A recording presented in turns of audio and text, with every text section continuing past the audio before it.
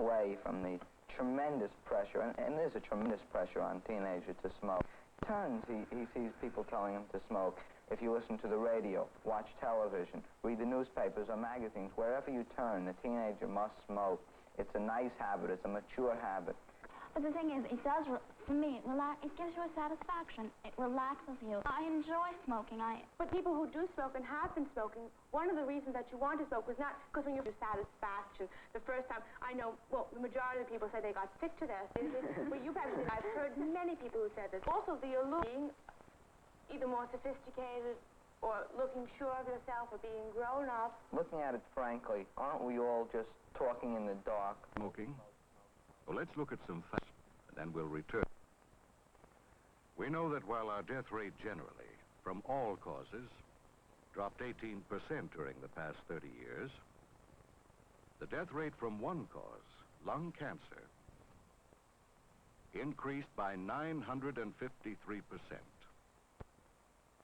In Europe, too, there was a sharp increase in lung cancer deaths, and many countries are becoming alarmed about it. Was cigarette smoking, which had become increasingly popular in the past 50 years, in some way responsible? 25 separate studies were begun in 10 countries. In each study, patients with lung cancer were asked about their smoking habits with such questions as, do you smoke cigarettes? How many packs a day do you smoke? How many years? Combien d'années? Wie viele Zigaretten rauchen Sie täglich? Significantly, every study found an association between smoking and lung cancer. Clearly, the cigarette was a major suspect. In the United States, another type of study was undertaken. Questionnaires about smoking habits were distributed to men in good health, filled out, and returned to the American Cancer Society for tabulation. The answers of more than 187,000 men were processed. For almost 4 years, regular reports as to whether each man was alive or dead were received and recorded. During those 4 years, more than 12,000 of the men in the study died from various causes. In each case, the cause of death was noted. The men who died of lung cancer were grouped according to the number of packs of cigarettes they smoked a day. Those who never smoked rarely died of lung cancer.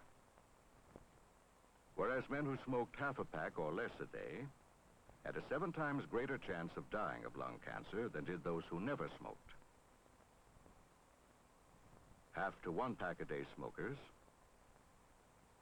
8 times the chance. 1 to 2 packs, 18 times the chance. And 2 or more packs a day, 21 times the chance of dying of lung cancer. There were more deaths from lung cancer among regular smokers wherever they lived. In rural areas, towns and suburbs, small cities,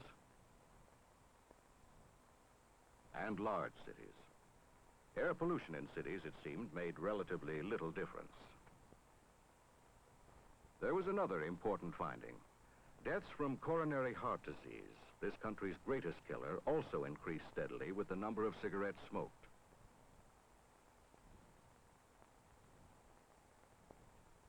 Above all, this and other studies proved that the more cigarettes one smokes, the greater the risk of dying of lung cancer. Some countries began educational campaigns to warn all cigarette smokers of the risk of lung cancer. England, Denmark, Sweden, and Russia, among others.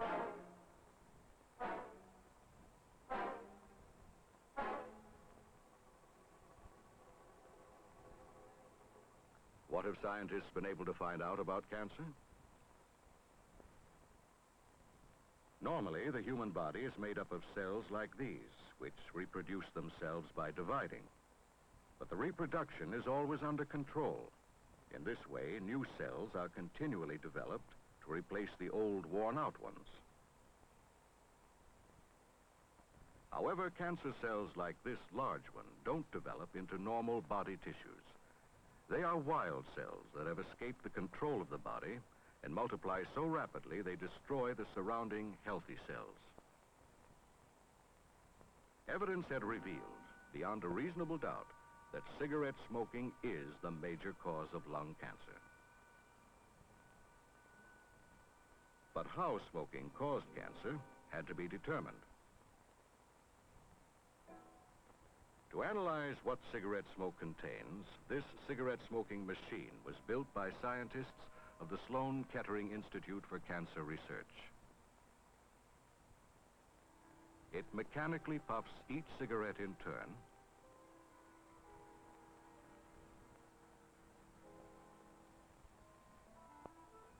and puffs the smoke in glass tubes. The smoke contains a tar.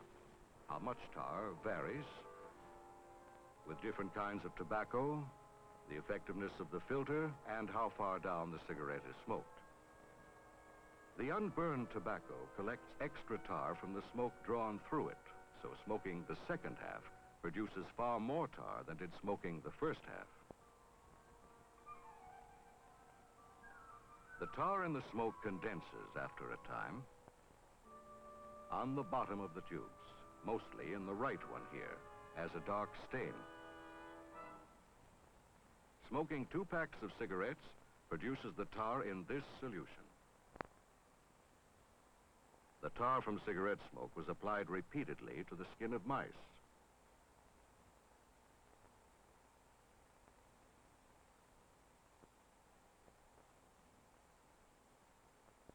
This shows that it can cause cancer.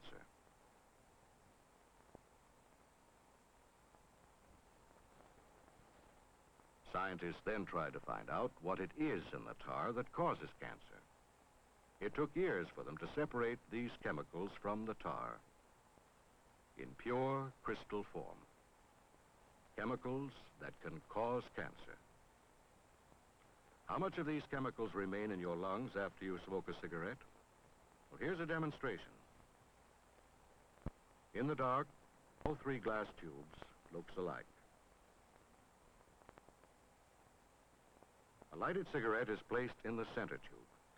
Now the smoke is drawn from the cigarette directly into the liquid, and cancer-causing chemicals in the smoke dissolve in the liquid. Under ultraviolet light, cancer-producing chemicals glow brightly in the center tube.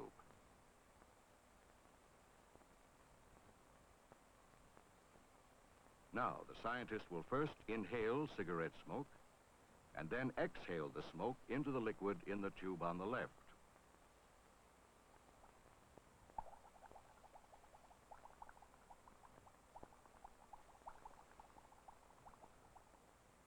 The glow in the left tube is much weaker because up to 90% of the cancer-producing chemicals remain in the lungs of the smoker. Now, what do these chemicals do inside the lung? Below the throat, the bronchial tubes branch out deep into the lungs. The membranes lining the bronchial tubes are normally protected by tiny hairs called cilia, which constantly sweep a layer of mucus and any foreign particles caught in it up and out of the lungs. When cigarette smoke enters, it weakens, paralyzes, and eventually destroys the cilia action. The lung cells, unprotected by cilia movement, can now be injured by the chemicals in cigarette smoke. Some cells may become cancerous, reproduce themselves, and spread to other parts of the lung.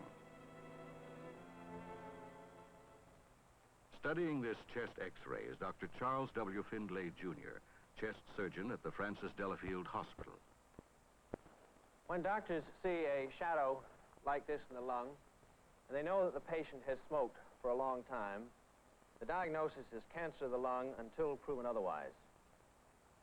Of all the patients who come to the hospital for treatment of cancer of the lung, only 1 out of 20 will be alive 5 years later. because too often the disease is spread too far. At the present time, the best treatment is the removal of part or all of the lung. Almost every man I've operated upon for the most common type of lung cancer has been a smoker, and I know that this is the experience of other surgeons. No, I know from my own experience that I've read about the health dangers of smoking, but I don't close my mind to them. But at the age of 17, I just can't be disturbed by the fact when I'm 60 it might harm me, knowing, or at least feeling, that if I ever want to stop smoking, I will. I think I'd be greatly disturbed if a time came when I'd want to stop smoking for any reason and I couldn't, but I just am fairly confident that I could stop if I really wanted to. How difficult is it to give up smoking? Well, let's hear what a psychologist in Norristown, Pennsylvania thinks. Dr. M. Powell Lawton. I worked with a group of intelligent and responsible adults who all were united in the wish to give up smoking. They were bound to the habit. They couldn't give it up on their own, so they joined in this group experiment. Let's hear from two of them about it. Dr. Gruber is a college professor who successfully gave up the habit. Mrs. Heidelberg is a housewife who gave it up for a while, but she went back on it again. Why do you think you wanted to give it up, Mrs. Heidelberg?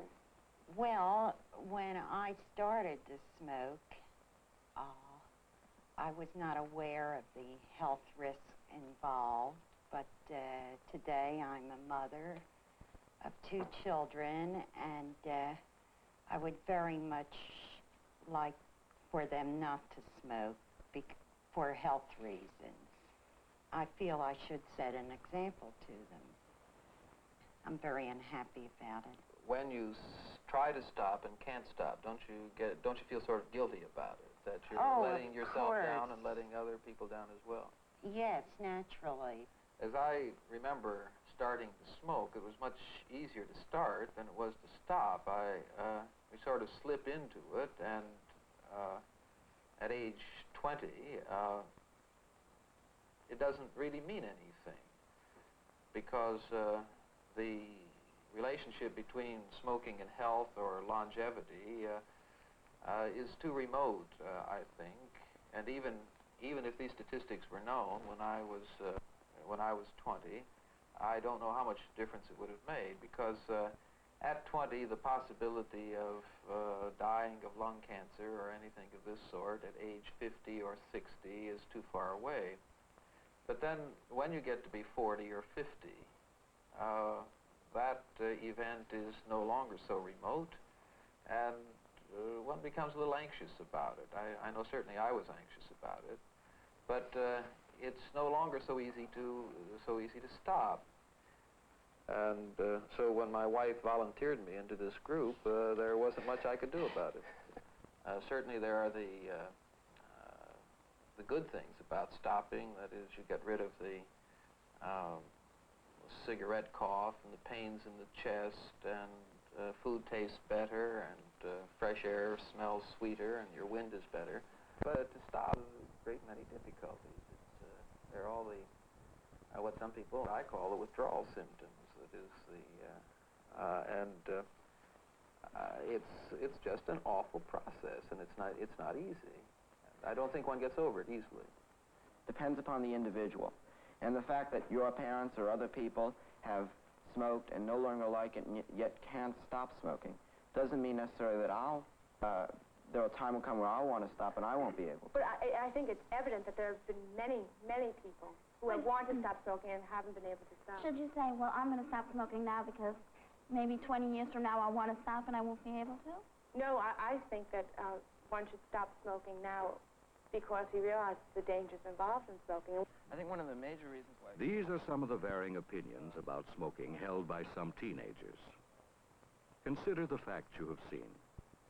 Your decision to smoke or not to could one day become a matter of life or death to you. It deserves some thought. Is smoking worth it?